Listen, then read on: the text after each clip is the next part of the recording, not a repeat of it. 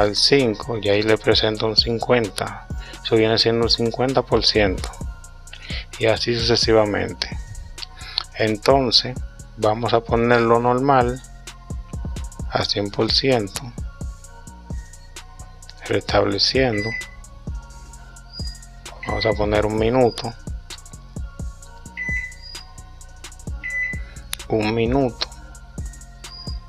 se fijan aquí la potencia está a 100